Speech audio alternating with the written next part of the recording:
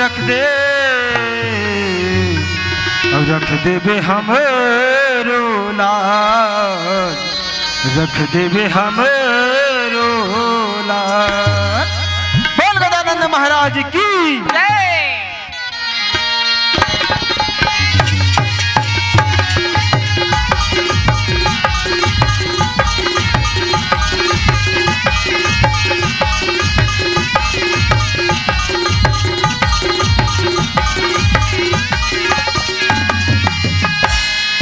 गौरी के लाला हो गण राजा हो, गौरी के लाला हो गण राजा हो, गौरी के लाला हो गण राजा हो, गौरी के लाला हो गण राजा हो।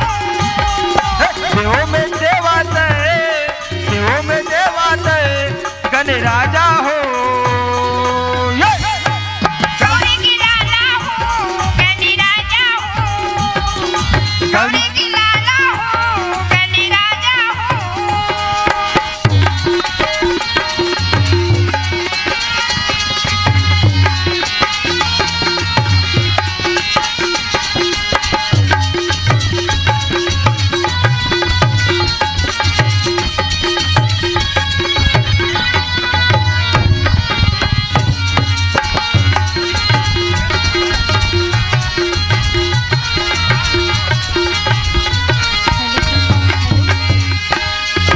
महिमा तोरे जन जन गावे, पहली तोल मनावे, पहली तोला मनावे गजानन, पहली तोला मनावे, पहली तोला मनावे गजानन, पहली तोला मनावे।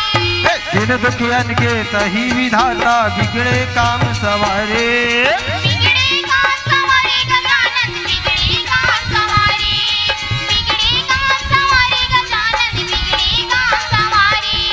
देवो में देवात देवो में देवात गण राजा हो, गौरी के लाला हो गण राजा हो, गौरी के लाला हो गण राजा हो।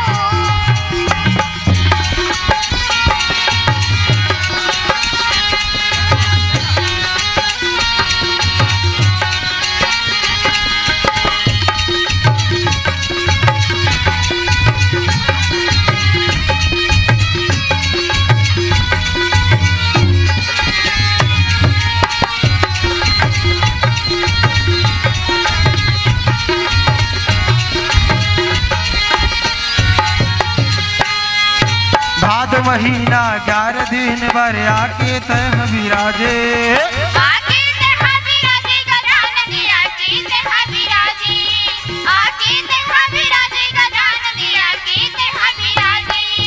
सोत उठ के भोग लगा के ढोल नगाड़ा बजावे, ढोल नगाड़ा बजावे गजानन, आके नगाड़ा बजावे, ढोल नगाड़ा बजावे गजानन, ढोल नगाड़ा बजावे। देवो में देवात देवो में देवात गण राजा हो,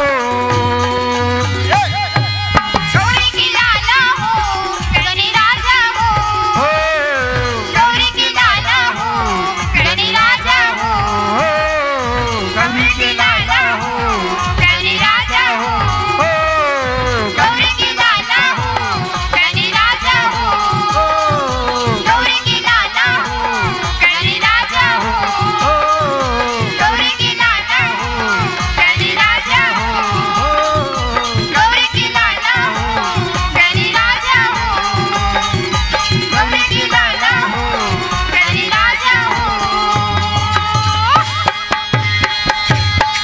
मैया हो मैया हो मैया हो मैया हो मैया हो मैया हो मैया हो। जोहार संगवारी हो, अगर आप मन ला हमार वीडियो पसंद ही तो वीडियो ला लाइक करो और चैनल ला सब्सक्राइब जरूर करो, और हाँ बेल आइकन ला जरूर दबाओ ताकि हमार नवा अवैया वीडियो आप मन ला सबले पहले मिले। जय जोहार, जय छत्तीसगढ़।